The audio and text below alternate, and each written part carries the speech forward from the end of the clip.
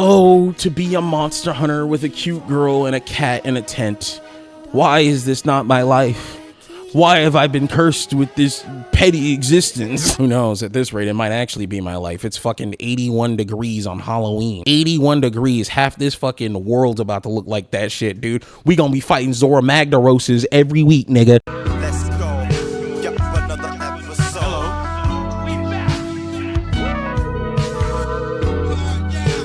Hello and welcome.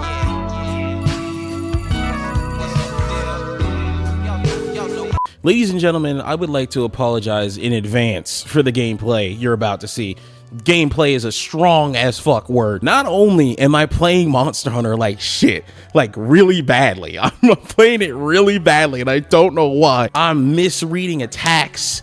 I'm using wyvern ammo and wasting it because I'm out of range, and it clearly says on the TV that I'm out of range. I don't know why I was trying to pop that shit off. But this gameplay was in fact recorded off of my TV. Yes, like it was 2003 out in this bitch, because the beta started on Wednesday at 12:30 a.m. for some fucking reason. I guess Capcom just thinks that gamers only exist on the West Coast. I wasn't about to wait. I just wasn't about to do it. I was trying to play the beta on PS5 so I could get, you know, the haptic feedback and actually get to play the game so I could have some fucking thoughts on it. I don't have a capture card. Like I just don't have one. So there was no way to get the gameplay off the console. That's a lie. I actually do have a capture card. I just wasn't about to look for it. I have no idea where that shit is right now. I lost that bad boy in the move. That bad boy is with Maggie and the Ferocious Beast right now in nowhere land, nigga. So, you know, just in time for Halloween, baby. Spooky, it's Monster Hunter. Team Capcom and Team Monster Hunter are once again proving that if somebody ever says, hey, I'm trying to get into Monster Hunter, where should I start? The answer should almost always be the most recent one. I know that it's just a beta. I know that it's not the full game, far from it. I know that we didn't get access to different things like the crafting sets or the armor sets or the new shit. We couldn't really see that much, but man, those 5 hunts were enough, because you do get 5. You get the dog, you get a lizard. Lizard? I think that's what it is, like a worm. You get a dragon and 2 other things. I can't remember because I was mostly hunting the dragon. I'm not gonna lie, that boss was cool as shit. But yeah, even with that limited gameplay, it seems to me that they found a good middle ground between the super clunkiness that was Monster Hunter Worlds, because Monster Hunter World was kind of just like the big ultra remake as Monster Hunter as a series. And while I haven't played Rise, I've seen a lot of gameplay of Rise because I don't have a Switch and I'm not about to buy one when the Switch 2 is about to come out. Please be stronger than a Samsung Galaxy S8. I'm begging you, Nintendo, we can do it. You can do it, man. You're smart enough.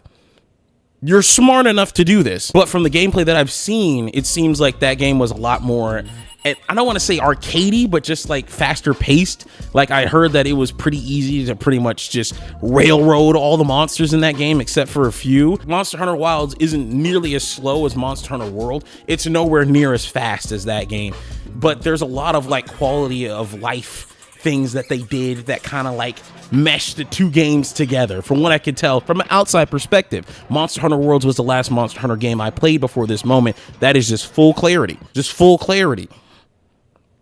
Just full clarity. But yeah, it's mostly like tiny system changes that I really like. For one, you can make multiple base camps, which I believe you could do in World. And while in World you could set a waypoint on a monster, you'd still have to like track it down by foot. So if it was like halfway across the map, you would just be spending most of the game collecting items, hunting the thing, looking for footprints so you can find like shortcuts and stuff.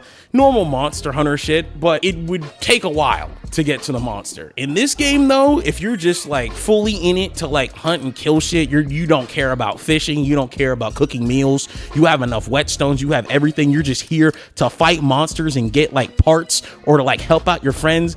Dude, you could put a waypoint on the monster on the map, hop on the bird, and the bird just takes you to the fight. It's that easy, dude. It's crazy fast, at least compared to Worlds. I don't know how fast Rise was. Rise looked like a really fast game. I mean, that game had dogs, and dogs are pretty fucking fast. But nah, just having the ability to just immediately go, hey man, I'm not trying to collect shit right now. I just want to fight. I just want to ruin the fucking ecosystem, nigga. That's all I'm focused on right now. I'm just here to body fauna and steal flora.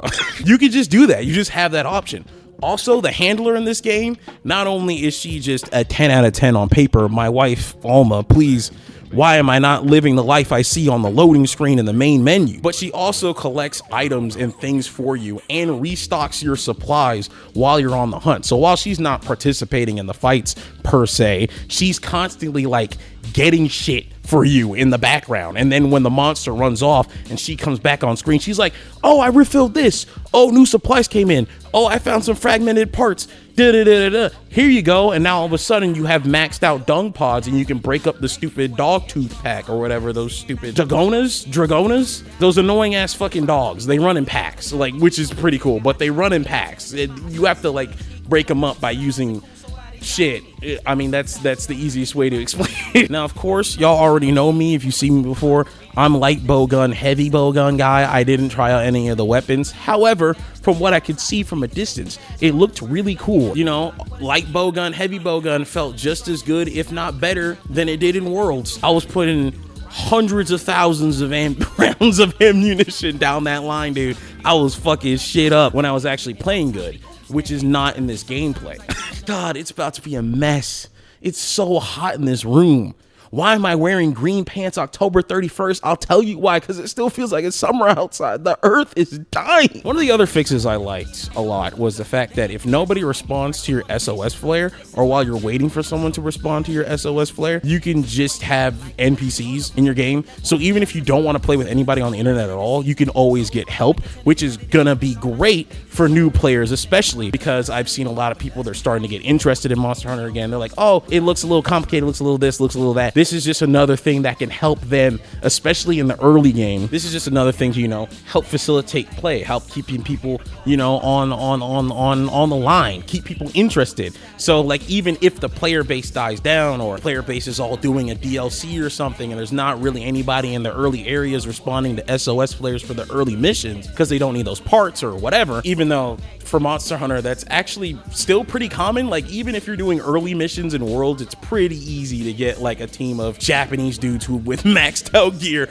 to fly in like the fucking SEAL Team 6 and one shot a damn monster that you're trying to go after. But even if that is the case, that, you know, player base starts to die down and they start to move on to different parts of the game, there's always an option for help, which will be amazing for new players. Gosh, just play the most recent one. If you've never played a Monster Hunter game, always play the most recent one. Just wait for Wilds, dude. I'm telling you, just wait for Wilds. If you've never played, you don't need to go back to Freedom Unite. You don't. You don't need to be out here attacking with the right analog stick. You don't need to do this. Don't listen to the purists. Just play the most recent one. I'm telling you, just whatever Monster Hunter came out within the last 5 years, play that. Wilds is coming out next year. Just wait a few months. It's coming out in like 3 months, dude. Just wait. You will have a great time. That's the other thing about this game. I feel like this Monster Hunter is gonna make it really hard for me to go back to previous Monster Hunters. And I say that about every new Monster Hunter game that comes out, because all of them are really good at just quality of life improvements. I've never seen like a game series improve so incrementally, like every single time. There are very, very few Monster Hunter games I don't like, because they all seem to be improving on the next one. Like, this is, man, Monster Hunter fucking slaps, dude. I love this shit. I know my thoughts are really unorganized right now. It's partially because this is a beta, so I don't really have full access to everything, and it's also partially because it's Thursday, and in a couple of hours, the second half of the beta is going to start, and everybody gets to play, which means that there's going to be even more players, which means that there's going to be even more SOS flares, which means that I get to kill more shit. I'm here to fuck up the ecosystem, bruh. I want to fuck up the ecosystem so bad. I see why global warming's a thing. This shit is fun. But yeah, man, it's really fun. I'm having a really good time. And if you're new to Monster Hunter, I heavily recommend at least playing the beta. At least play the beta, because if you don't like Monster Hunter in this form, I don't think you'll ever like it, because it is still a fairly clunky, fairly complicated game. But once you get in that loop, dude, it's one of a kind. The Monster Hunter is truly one of a kind. There's other games that try to do it, like there's Soul Sacrifice, for those of us who played that. But man, I'm telling you, dude, don't even go back to Worlds. Don't even go back to Rise. Just play this one. Play this one, see if you like it. If you do, then go back to the older games. But yeah, as a beta, dude, I'm having a good time. I've had limited issues. I'm pretty sure you guys already saw me get stuck on a fucking cliff because my dog bird threw me off of its back. But outside of that, I haven't been booted from any games. It's been fairly stable. Like this all just feels like server testing. Of course, this is only been the PlayStation player so far, so once we get the Xbox dudes and the PC dudes, it'll probably get a little worse. Which also, there's crossplay between every platform. That's cool. But yeah, this has been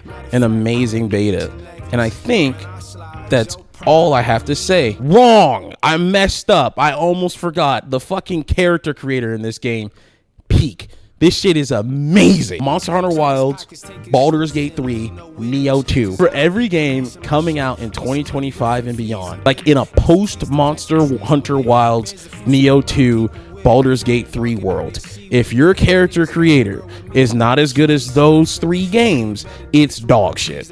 I don't care. You could have a 10 out of 10 game. I will still call your character creator dog shit. You can comments. You can hold me to that. If I find like some new indie game no one's ever heard of and I'm just glazing it, but it has a character creator that's ass and I don't mention it, you can put it in the comments. You didn't mention how the character creator was ass, and I will delete the video, re-edit it, and make sure I put that shit in there. Because if it isn't as good as those three games, you ain't making shit. You wasting time. You are wasting time. I never want to hear any excuses about black or brown people in their hair ever again. Every black hairstyle in existence, from the common to the unknown, it's a fucking Google search away. There's no excuse. The internet's too fucking good. I know it sounds like I'm glazing, but like I legitimately don't have anything negative to say. I guess sorry. Yeah, that's it. That's all I got. If you've been supporting me on Coffee, there's a poll up right now for what we're going to talk about next week. I got 3 topics in mind. One of them is music, because there's a lot of good music dropping. There's a lot of games coming out and shit. There's a lot of games that did come out. Fucking see you next Friday. I haven't missed a Friday yet. We're what, 5 weeks in? Still haven't missed a Friday. Every Friday, dog. Every Friday. Y'all will never get creative control. It's not going to happen. I don't miss, buddy. I don't miss. Also, if you want to play with me in the beta, just look for Abdul Ghazazi. That's my character. He's the OC of every black boy born between 1995 and 1999. That's exactly what he looks like. There he is. He's on the screen. Look at him. Fucking, he's sick.